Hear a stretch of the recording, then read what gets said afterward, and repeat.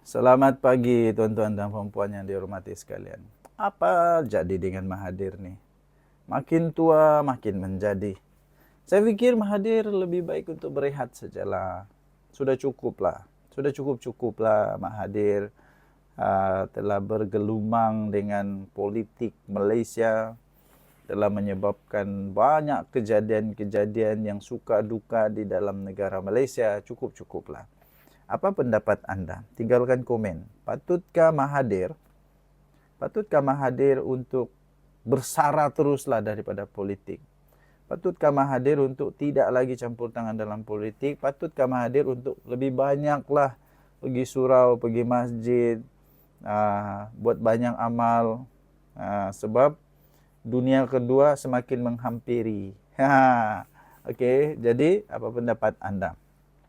Ini Tun Mahathir ini, aduh pelik. Saya ingin dedahkan satu lagi bahagian yang mungkin akan membuatkan Mahathir lebih terkejut. Tapi sebelum itu, ini rahsia kesihatan.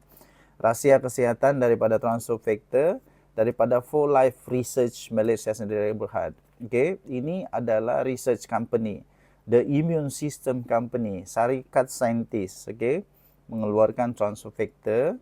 Ini adalah immune system molekul terkuat di dunia dengan 437% penambahan kekuatan kali ganda. Hebat. Okey, so dia fungsi dia adalah untuk menguatkan imun badan, mengajar, melawan dan mendidik, menenangkan imun badan bila tak ada penyakit. Jadi ini sangat bagus, berbeza daripada apapun yang di luar sana kerana dia bukan sahaja immune system booster, tapi dia adalah imun molekul yang mengajar badan untuk sihat, okey, melawan penyakit. Bagi anda yang sedang berikhtiar, jangan lupa telefon atau WhatsApp saya. Jangan SMS saya. WhatsApp, telefon saya akan jelaskan satu persatu tentang Transfer Factor. Okey. So, tuan-tuan dan puan yang dihormati sekalian, ini bukan soal gembira Tun, tapi untuk selamatkan periuk nasi rakyat. Tengku Zafrul dedah. Ini best ini.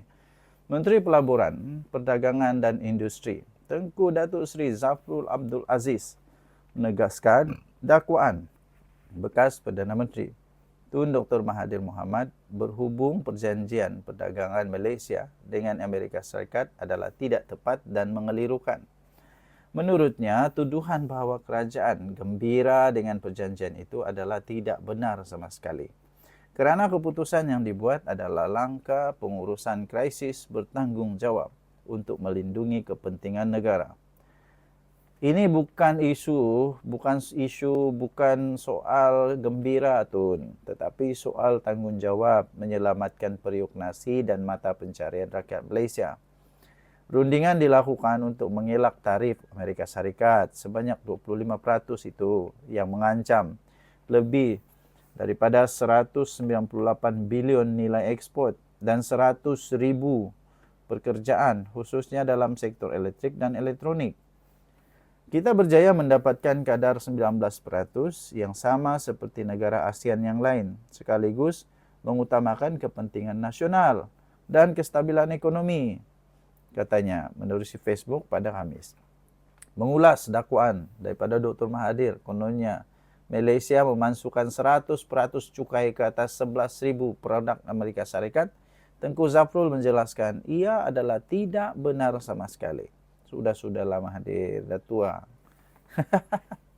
Fakta sebenarnya ialah hanya 60.4%. Baris tarif kita kini dikenakan duty sifar, bukannya 100% seperti yang dinyatakan. Perbezaan 60% dan 100% itu amat besar. Realitinya langkah ini bukan soal memberi hasil cukai, tapi mempertahankan nilai ekspor pekerjaan dan mengelak kesan limpahan negatif kepada ekonomi, pasaran kewangan serta modal, katanya. Beliau turut menolak berdakwaan kononnya Malaysia telah bersetuju membekalkan nadir bumi kepada Amerika Syarikat atau mana-mana negara secara eksklusif. Dia kata ini satu dakwaan yang tidak benar. Tiada sebenarnya perjanjian, sama ada secara lisan atau bertulis, untuk membekalkan nadir bumi kepada Amerika Serikat atau mana-mana negara secara eksklusif. Tidak ada. Kenapa Malaysia begitu bodoh menerima hanya 5% daripada nilai sebenar, sedangkan kita boleh dapat banyak kali ganda, katanya. Aduh, Mahathir. Pening betul Mahathir ni. Malah sejak 1 Januari tahun 2024, Malaysia telah mengenakan larangan ekspor nadir bumi mentah selaras dengan keputusan kabinet. Dasar ini dipantau ketat dan disemak setiap 6 bulan, katanya. Menurut beliau, dasar itu bertujuan memastikan semua nadir bumi diproses dalam negara bagi memaksimumkan nilai ekonomi dan mewujudkan peluang pekerjaan berkemahiran tinggi. Okey, anda boleh baca berita ini, berita lengkap ini di Sinar Harian. Sinarharian.com.my, tarik dia 8 Ogos 2025. Tajuk, ini bukan soal gembira, Tun, tapi selamatkan periuk nasi rakyat. Faham tak? Okey, kita jumpa lagi. Bye-bye. Salam sejahtera, selamat pagi tuan-tuan dan puan-puan yang dihormati sekalian. Ini saya mau membuat penjelasan paling penting berkenaan dengan isu yang sekarang ini ramai sangat parti yang lain yang cuba tunggang terbalik. Isu MA63 yang dikatakan APCO telah menarik balik saman tersebut. Tapi kamu tahukah, sebenarnya hakikatnya waktu pertama kali, ini pertama kali dalam sejarah, pertama kali dibuat oleh wakil rakyat dari Sabah untuk menyaman kerajaan berkenaan dengan MA63. Belum pernah terjadi. APCO, DAP dan juga PKR satu-satunya yang cukup berani. Jadi yang tembirang betul bilang cakap ini itu, kamu pernah buatkah? Kenapa tidak berani buat? Oh, cakap saja berani buat. Hakikatnya ini merupakan tindakan undang-undang yang pertama kali dibuat oleh wakil-wakil rakyat dari Sabah terhadap tuntutan pengiktirafan dan pengembalian hak negeri Sabah seperti yang termaktub dalam MA63. Paling syok hakikatnya juga setiap wakil rakyat yang telah menamakan diri mereka sebagai plaintiff dalam saman pemula ini adalah rakyat Sabah. Dan tidak kira dari mana asalnya atau latar belakang parti politik mereka. Ini paling syok ini. Saya mau kongsi yang paling syok. Ini memang lucu amat ini, yang lucu amat. Okey. Yang paling lucu, kamu tahukah, waktu ini saman difailkan, perlu ditekankan bahawa wakil-wakil rakyat daripada APCO, DAP dan PKR pada waktu itu adalah pihak pembangkang, bukan kerajaan. Jadi kerajaan waktu itu dia buat apa? Ini saya kongsi. Pada waktu tersebut, PKR, DAP dan APCO adalah dari pihak pembangkang. Pihak pembangkang dalam kerajaan persekutuan maupun dalam kerajaan negeri Sabah. Dan kerajaan persekutuan dan kerajaan negeri Sabah pada waktu tersebut, siapa kerajaan waktu itu? Coba kamu kasih komen sikit siapa? Kerajaan persekutuan dan kerajaan negeri Sabah pada waktu tersebut membantah dan mahu agar saman pemula ini dibuang oleh mahkamah. Diorang membantah, geng. Diorang bantah. Diorang bantah ini saman.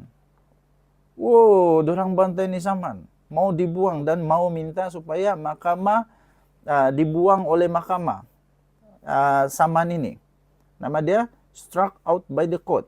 Walaupun niat wakil rakyat ini adalah untuk mendapat balik hak-hak ini kepada rakyat Sabah seperti yang diniatkan dalam MA63.